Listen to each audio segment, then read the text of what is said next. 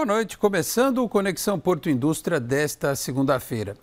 A população de pombos no Porto de Santos caiu de 50 mil para 14 mil no período de 2010 a 2024. Os dados são resultado de uma pesquisa realizada por uma empresa contratada pela autoridade portuária. Além do impacto para a saúde pública, o trabalho também tem repercussões operacionais. Entenda na reportagem da Débora Lopes. Para onde se olha, lá estão eles. Os pombos comuns são aves pequenas, aparentemente inofensivas, mas que oferecem um grande risco à saúde do ser humano. Trazidos para o Brasil no século XVI, se adaptaram bem à oferta de comida e abrigo dos centros urbanos. Logo, tomaram conta das cidades e, claro, do Porto de Santos. Mas a primeira parte de uma pesquisa ainda em andamento mostra que a população de pombos no Cais Santista diminuiu 70% nos últimos 14 anos. Essa empresa, ela divide o porto em 91 quadrantes e faz a contagem da população de pombos. E ao longo desses últimos 14 anos, tivemos a grata surpresa de saber que diminuiu em mais de 70%. Saímos ali de 50, 55 mil para 14 mil pombos. Significa dizer que os procedimentos e os métodos utilizados pelo porto ao longo desses anos surtiram resultado. O estudo foi realizado por 11 dias durante o verão, período mais chuvoso na região, com o auxílio de drones. Um biólogo e um operador técnico percorreram as áreas portuárias, tanto públicas como arrendadas, realizando o censo das aves e avaliando as condições locais favoráveis para a permanência dos pombos. O verão, ele tem abundância de água, o índice pluviométrico é muito grande aqui na região, e no inverno nós temos seca, nós não temos frio aqui, nós temos seca. Então, durante 5 anos, inverno e verão, 91 quadrantes, entender se é só os terminais graneleiros, se o terminal de açúcar também tem incidência. Neste momento nós não identificamos isso, mas é importante nós fazermos ao longo de toda a nossa poligonal, 8 quilômetros de poligonal, são áreas bem extensas. Por causa dos terminais graneleiros, Outeirinhos, Ponta da Praia e Macuco, onde nós estamos, são os pontos com maior concentração de pombos de todo o Porto de Santos. Outro local que costuma atrair bastante a presença de pombos é justamente a linha férrea, por conta dos grãos que caem dos vagões e ficam depositados nos trilhos. E, curiosamente, são áreas onde tem os grandes terminais graneleiros. Evidentemente que a oferta, a abundância de alimento atrai os pombos. Mas as próximas campanhas vai nos revelar aí algumas dúvidas. Por exemplo, porque o maior terminal graneleiro do Porto, que fica lá no lado do Guarujá, ele não teve tanta incidência de pombo. Nós precisamos entender se há interferência entre a cidade e esses terminais graneleiros. Com os relatórios técnicos, é possível identificar as causas que favorecem a permanência dos pombos e alertar os terminais para que sejam tomadas as medidas corretivas necessárias. Rede em grandes galpões, espícula e um reator eletromagnético. Os pombos se movimentam pela onda magnética da Terra. Eles têm um radarzinho aqui no bico. Isso faz com que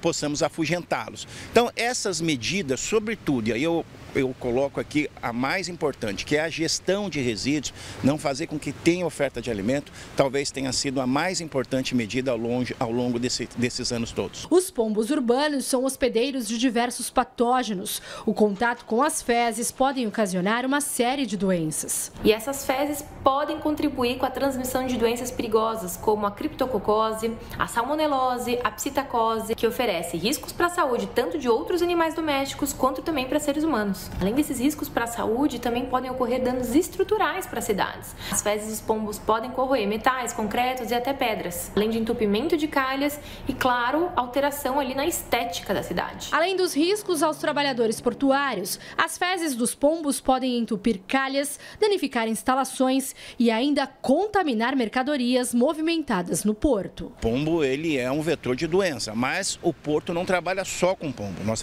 trabalhamos com toda a fauna cinentória sinantrópica nociva. Todo tipo de ser vivo, aranha, mosquito, rato, pombo, escorpião, que possa entrar em contato com essa atividade logística portuária, que possa entrar em contato com as cargas e possa se adaptar àquilo e ser um vetor de doença, nós da Superintendência de Meio Ambiente atuamos firmemente nessa fauna sinantrópica nociva. Esse é um trabalho de 24 horas. O Porto, a Superintendência de Meio Ambiente do Porto trabalha 24 horas por dia na fiscalização dessa fauna nociva. E o Banco Nacional de Desenvolvimento Econômico e Social, o BNDES, anunciou no fim de abril a projeção de 6,6 bilhões de reais em contratações para o Fundo da Marinha Mercante. A notícia foi confirmada durante o Seminário Internacional Transição Energética no Mar, Desafios e Oportunidades para o Brasil, organizado em parceria pela Fundação Getúlio Vargas com a Marinha do Brasil. A decisão, além de impulsionar a indústria naval brasileira, também terá importante impacto ambiental. Ele veio como um incentivo para que os navios sejam construídos, né? Porque a gente tem uma frota já adaptada a novos combustíveis, né? Porque o nosso problema maior está justamente nos combustíveis que fazem a emissão aí do carbono que é o petróleo, né? A gente também utiliza um pouco do etanol, mas numa quantia, num percentual menor.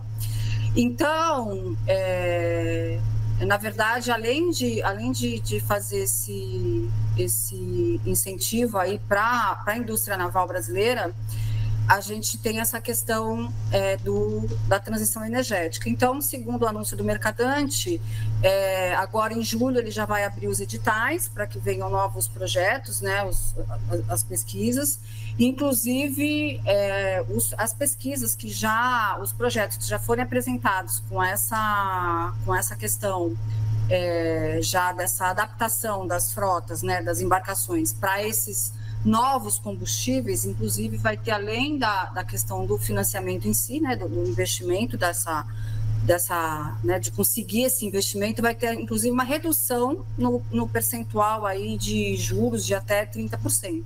A advogada Cristina Wagner também explicou que a mudança do tipo de combustível pode afetar custos operacionais e até o valor de produtos que o consumidor brasileiro compra diariamente. A principal dúvida é como conciliar as opções de cada país. Depende muito dessa questão justamente de distribuição, primeiro de distribuição desse combustível, quais são os outros combustíveis que os outros países vão utilizar, onde você vai conseguir abastecer a sua embarcação. E a gente também tem o custo Brasil, né, que é uma questão interna nossa que precisa ser enfrentada, porque senão vai encarecer, né?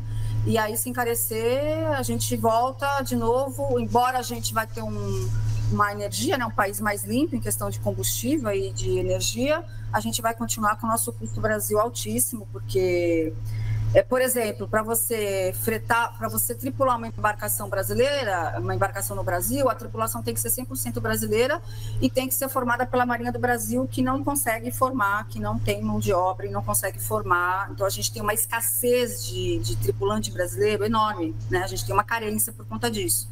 O que isso acontece? Aumenta o custo, né? Então, a gente tem são várias questões para enfrentar. De acordo com a advogada, especialista em direito marítimo, regulatório e empresarial, o investimento pode significar uma importante retomada da indústria naval brasileira. Eu acho que isso é só um primeiro passo. Eu acho que esse anúncio desse investimento deve, né? Espero que seja só um primeiro passo, porque a gente precisa, além de ter esse parque industrial, para a questão das embarcações brasileiras, a gente também... eu acredito que uma das possibilidades de você conseguir fazer essa transição energética, inclusive, se você for pensar no globo, né, total, hoje em dia, o Brasil, ele é o maior, né, o PIB dele de industrialização baixou aí, na década de 80, 90, a gente tinha um PIB de 40%, hoje nosso PIB é de 10%, ou seja, a gente exporta muita matéria-prima E o pessoal lá fora, a gente exporta, por exemplo, minério do ferro e compra veículo, né? Compra peça de veículo, tudo pronto lá de fora, porque lá fora que está o parque industrial. E se você conseguir fazer o adensamento, né, vender um produto, um minério, ainda que seja um commodity mais limpo, você vai precisar também de um parque industrial aí, né, perto, né, da região portuária, e vai conseguir devolver, né, mandar lá para fora um produto mais limpo e ajudar eles, porque a gente tem uma condição favorável em questão de minério, enfim, de várias, de energia limpa. Então, o Brasil é privilegiado nesse ponto. Então, eu acho que esse passo que foi dado agora pelo BNDES, ele não sei se é o suficiente, eu acredito que não seja, mas eu acho que é um primeiro passo de muitos aí que a gente tem que dar até chegar 2050. E o Conexão Porto Indústria de hoje vai ficando por aqui. O programa volta amanhã às 7h30 da noite. Muito obrigado a todos pela audiência. Um grande abraço e até lá. Tchau, pessoal.